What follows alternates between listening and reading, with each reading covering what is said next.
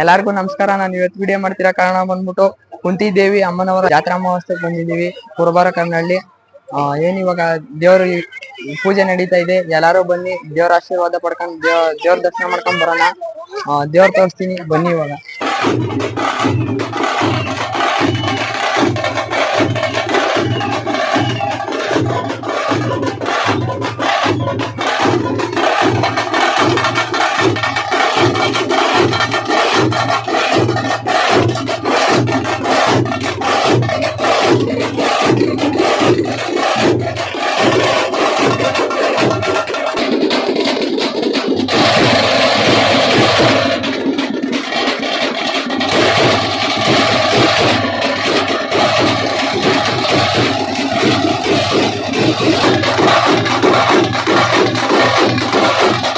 ಈಗ ದೇವ್ರ ದರ್ಶನ ಆಯಿತು.